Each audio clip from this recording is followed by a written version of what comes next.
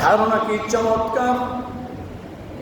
তার চাচাকে বলতেছেন, চাচা আপনি যদি ঈমান আনেন তাহলে আমার জন্য সহজ হয়ে যায়। চাচা আপনি কি ওই ব্যক্তির ব্যাপারে এক আল্লাহ তাআলার প্রতি ঈমান আনবেন মনে করেন নাকি?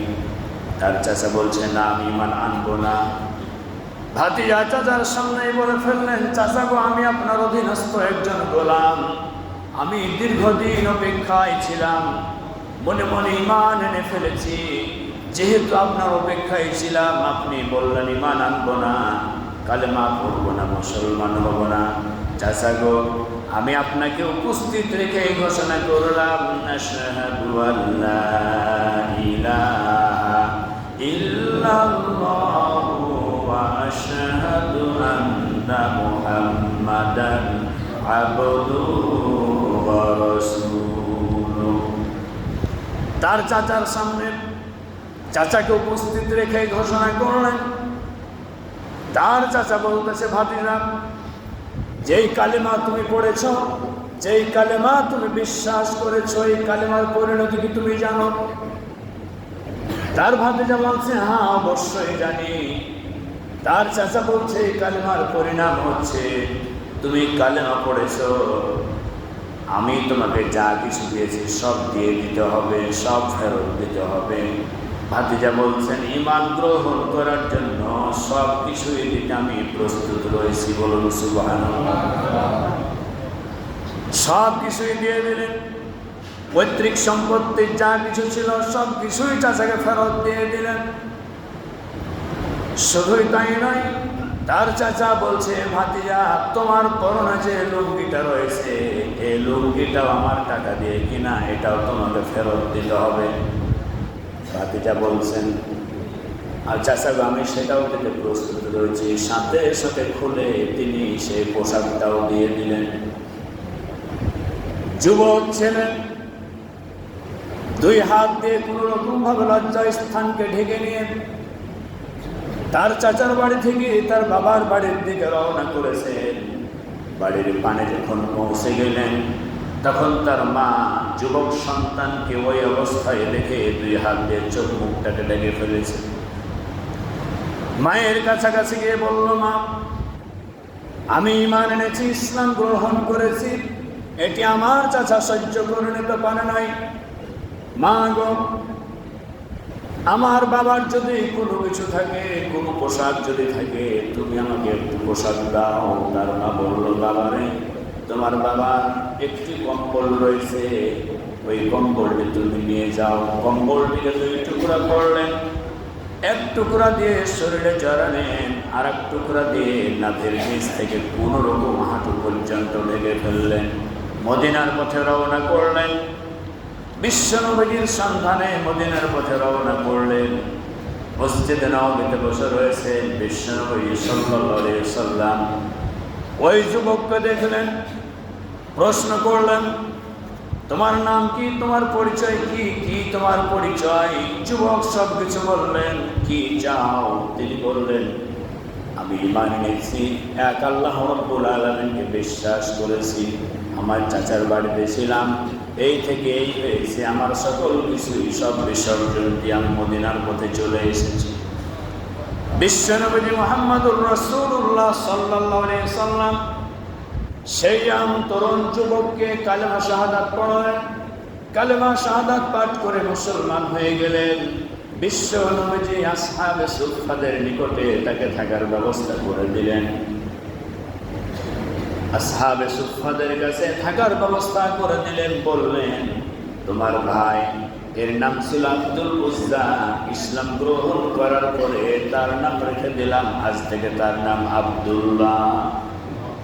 কেতাবে এসেছে আল্লাহ তাআলার কাছে দুইটি নাম সবচেয়ে বেশি প্রিয়, একটি হচ্ছে আব্দুল্লাহ আর একটি হচ্ছে আব্দুর রহমান।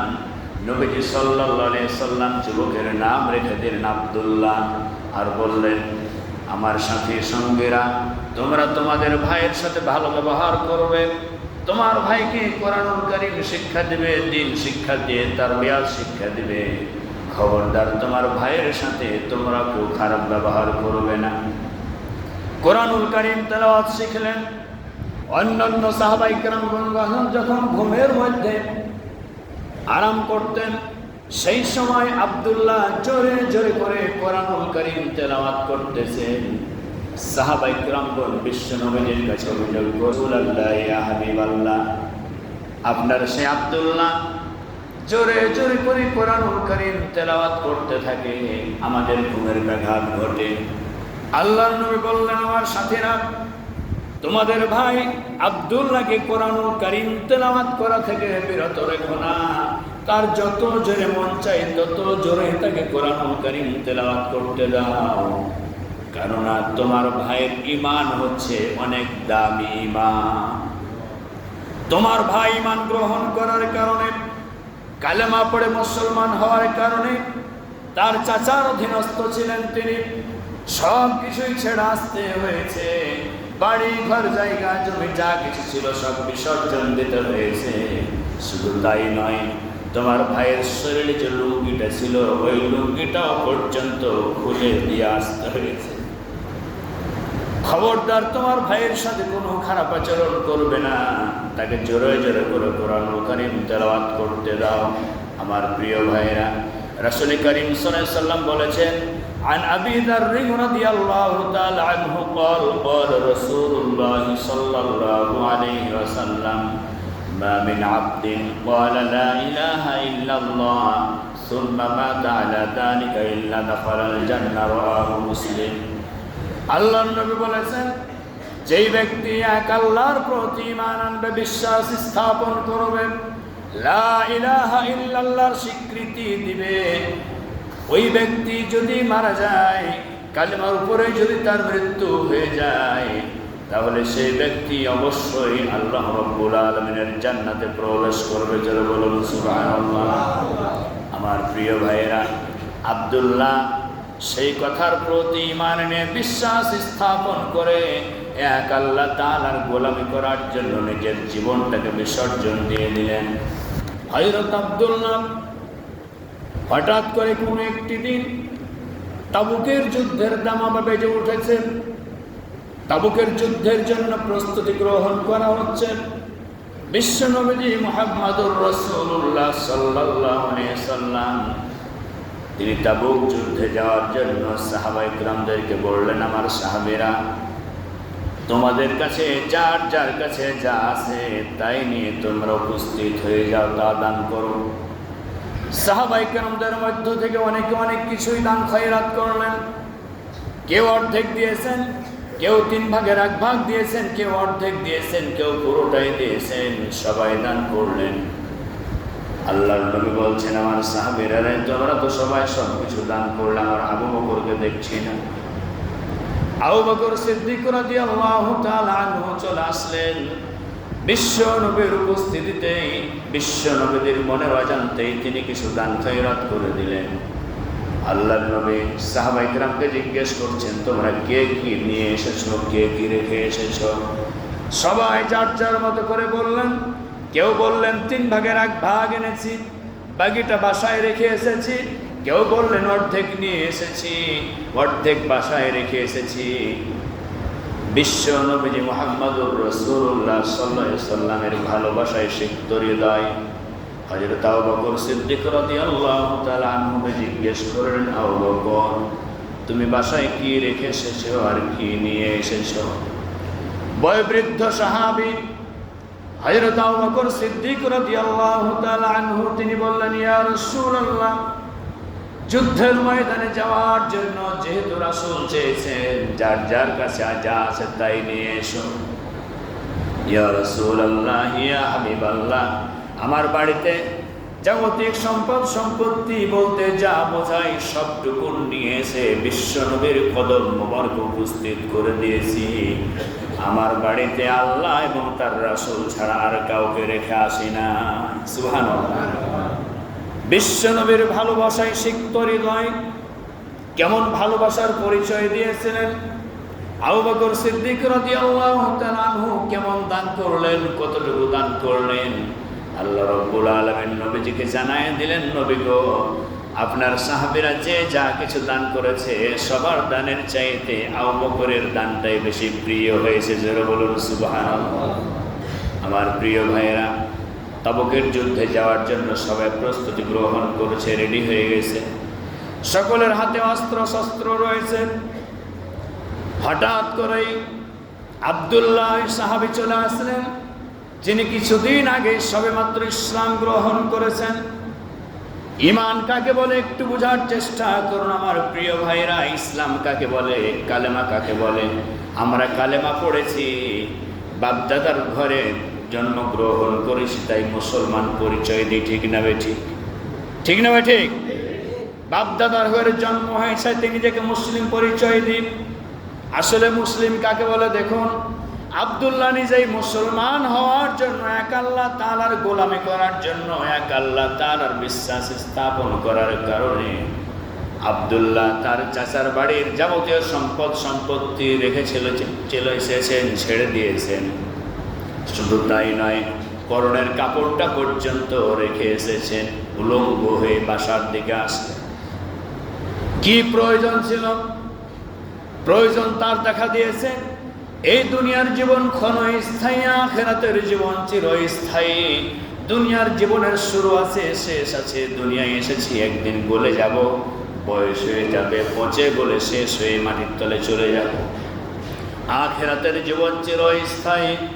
আখিরাতের উপরে পূর্ণ বিশ্বাস এবং আস্থা রেখে আল্লাহ রাব্বুল আলামিনের সেই কালেমার প্রতি স্বীকৃতি দিলেন, সব কিছু ত্যাগ করে দিলেন। আব্দুল্লাহ সামনে এসে হাজির হয়েছেন, ইয়া রাসূলুল্লাহ, আমিও যুদ্ধের ময়দানে যেতে চাই। আল্লাহর রাসূল সাল্লাল্লাহু আলাইহি সাল্লাম বলছেন, আব্দুল্লাহ, তোমাকে যুদ্ধের ময়দানে যাওয়া লাগবে না। তিনি বললেন, ইয়া রাসূলুল্লাহ, ইয়া হাবিবাল্লাহ, আমিও যেতে চাই। সব সাহাবীরা সব কিছুই দান করলো, আমি আপনার একজন এমন সাহাবী যে একটি টাকাও পর্যন্ত দেওয়ার মতো আমার কোনো ক্ষমতা নাই। ইমানের টান কেমন, ইমানের জজবা কেমন তৈরি হয়েছে অন্তরের মধ্যে, আল্লাহর নবীর ভালোবাসা কেমন তৈরি হয়েছে। বিশ্ব নবীজি সাল্লাল্লাহু আলাইহি সাল্লাম বললেন, আব্দুল্লাহ, ঠিক আছে, তুমিও যখন যাবে। বিশ্ব নবীজি সে আব্দুল্লাহ হাতে একটি খেজুরের গাছের বাকল তুলে এনে দিলেন, নাও, সেটি হচ্ছে অস্ত্র। আল্লাহর নবী আল্লাহ রাব্বুল আলামিনকে সাক্ষী রেখে বললেন, রব্বুল আলামিন, আয় আল্লাহ তাআলা, কাফিরদের জন্য আব্দুল্লাহর রক্ত আমি হারাম করে দিলাম। আব্দুল্লাহ কেঁদে জার জার হয়ে যাচ্ছে, দুই নয়ন দিয়ে পানি ঝরতেছে। বলছেন, ইয়া রাসূলুল্লাহ, আমি যেতে চাইলাম যুদ্ধের ময়দানে, তাবুকের প্রান্তরে কাফিরদের সাথে লড়াই হবে। আপনার সাহাবায়ে কিরামগণ সেখানে যাবেন, আমিও যাব, ইচ্ছা পোষণ করেছি। তাবুকের প্রান্তরে লড়াই হবে কাফির মুশরিকদের সাথে। সেই লড়াই করতে করতে নিজের জীবনটাকে আল্লাহর রাহে কুরবান করে দেব, এটা আমি ইচ্ছা পোষণ করেছি, কামনা করেছি। আর আপনি আমার জন্য দোয়া করলেন আল্লাহর কাছে, কাফেরদের জন্য আমার রক্ত আপনি হারাম করে দিলেন। ইয়া রাসূলুল্লাহ, যুদ্ধের ময়দানে যাওয়ার পরে যদি আমি আক্রান্ত না হই, কাফেরদের দ্বারা যদি আমি আক্রমণের শিকার না হই, আক্রান্ত না হই, আমার শরীর থেকে ক্ষত বিক্ষত রক্ত ঝরবে না, আমি কি শহীদ হতে পারবো না? আপনি এমন দোয়াগুলো করলেন। শাহাদাতের মর্যাদা এত বেশি, সকল মওত তো রয়েছে, শাহাদাতের মওতের মতো উত্তম মওত আর হতেই পারে না। আল্লাহর নবী মুহাম্মদুর রাসূলুল্লাহ সাল্লাল্লাহু আলাইহি সাল্লাম বললেন, আব্দুল্লাহ, তুমি যদি জ্বরে পড়ে থাকা অবস্থায় দুনিয়ার থেকে বিদায় নাও, বিছানায় পড়া থাকা অবস্থায় যদি তোমার মওত হয়ে যায়, আল্লাহ রাব্বুল আলামিন তোমাকে শাহাদাতের মর্যাদা দান করে দিবেন। তাবুকের যুদ্ধে চলে গেলেন, তাবুকের যুদ্ধে গিয়ে সেখানে গিয়ে জয়লাভ করলেন, ফিরে আসলেন। কয়েকদিন পরে হঠাৎ করে আব্দুল্লাহ জ্বরে আক্রান্ত হয়েছেন, বিছানায় শয্যাশায়ী হয়ে আছেন। হঠাৎ করে খবর আসলো আব্দুল্লাহ দুনিয়ার জমিন থেকে বিদায় গ্রহণ করেছেন। ইন্না লিল্লাহি ওয়া ইন্না ইলাইহি রাজিউন। বিশ্বনবীর কাছে সংবাদ আসলো, ইয়া রাসূলুল্লাহ, ইয়া হাবিবাল্লাহ, আপনার সেই সাহাবী যেই যুদ্ধের ময়দানে যাওয়ার জন্য ইচ্ছা পোষণ করেছিলেন এবং গেছিলেনও, আপনার সেই সাহাবী কয়েকদিন বাড়িতে জ্বরে পড়ে থাকার পরে আজকে ইন্তিকাল করেছেন। আল্লাহর নবী সাহাবায়ে কিরামদেরকে বললেন, তোমার ভাইয়ের গোসলের ব্যবস্থা করো, তার কাফন দাফনের ব্যবস্থা করো। সকল প্রস্তুতি গ্রহণ করা হলো। রাত্রিকালীন সময় তার জানাজার সালাত হবে। আল্লাহর নবী মুহাম্মদুর রাসূলুল্লাহ সাল্লাল্লাহু আলাইহি সাল্লাম বললেন, তোমার ভাইয়ের লাশ তোমরা বহন করে নিয়ে আসো। তোমরা যারা বহন করে নিয়ে আসতেছো, খবরদার তোমার ভাইয়ের সেই লাশের সাথে বেয়াদবি করো না। লাশটাকে আদবের সাথে নিয়ে আসো। আদবের সাথে নিয়ে আসা হলো। লাশ বহন করে নিয়ে আসতেছেন হযরত আবু বকর, হযরত ওমর রাদিয়াল্লাহু তাআলা আনহুমা। লাশ বহন করে নিয়ে আসলেন। সেই মিটিমিটি করে আলো জ্বলতেছে। আলো ধরে যিনি দাঁড়িয়ে আছেন তিনি হচ্ছেন হযরত বেলাল রাদিয়াল্লাহু তাআলা আনহু। কবরের মধ্যে লাশটাকে রাখার জন্য তিনি দাঁড়িয়ে আছেন। কবরের কাছে যখন লাশটাকে নিয়ে আসা হলো, সেই লাশটিকে রিসিভ করার জন্য কবরের মধ্যে যিনি নেমে গেছেন লাশটিকে ধরার জন্য রহমতি বরকতি হাত হযরত রাসূল করিম সাল্লাল্লাহু আলাইহি সাল্লাম কবরের মধ্যে দাঁড়িয়ে থেকে আব্দুল্লাহর লাশটাকে ধরলেন। আব্দুল্লাহর লাশটাকে ধরলেন। লাশটাকে কবরে রেখে দেওয়া হলো, মাটি দিয়ে দেওয়া হলো। আল্লাহর নবী কবরে দাঁড়িয়ে থেকে বলছেন, রব্বুল আলামিন, আয় আল্লাহ তাআলা, আজকে সন্ধ্যা পর্যন্ত আমি আব্দুল্লাহর প্রতি রাজি ও খুশি ছিলাম। রব্বুল আলামিন, তুমিও আব্দুল্লাহর প্রতি রাজি এবং খুশি হয়ে যাও। কি সৌভাগ্যবান ব্যক্তি, কি দোয়া পেয়ে গেল। এমন একজন ব্যক্তির দোয়া পেল যে ব্যক্তিকে খুশি করার জন্য আল্লাহ রব্বুল আলামিন সব সময় ব্যস্ত থাকতেন। সুবহানাল্লাহ। পাশে দাঁড়িয়েছিলেন হযরতে আব্দুল্লাহ বিন মাসউদ রাদিয়াল্লাহু তাআলা আনহু। তিনি কেঁদে জার করে কেঁদে ফেললেন, রব্বুল আলামিন, আজকে আব্দুল্লাহর লাশ না হয়ে যদি আমি আব্দুল্লাহ বিন মাসউদের লাশ হতো, আমার ভাগ্যটা কত ভালো হতো। আমি সৌভাগ্যবান হয়ে যেতে পারতাম। কারণ আজকে যিনি লাশ নামালেন আব্দুল্লাহর, তিনি আর কেউ না, বিশ্বনবী মুহাম্মদুর রাসূলুল্লাহ সাল্লাল্লাহু আলাইহি সাল্লামের হাতের স্পর্শে তার লাশটা কবরে রাখা হয়েছে। আমার প্রিয় ভাইরা, আল্লাহ রাব্বুল আলামিন আল্লাহর প্রতি ঈমান আনলেন, আল্লাহকে বিশ্বাস করলেন। কোনো ব্যক্তি যদি কি নিজেকে মুমিন ইমানদার বলে দাবি করেন, তাহলে সেই মুমিন ইমানদার ব্যক্তি একমাত্র আল্লাহ রাব্বুল আলামিনকে খুশি করার জন্য কাজ করবেন। ঠিক না বেঠি? আমরা ইমানদার, আমাদের পরিচয় আমরা ইমানদার। আমাদের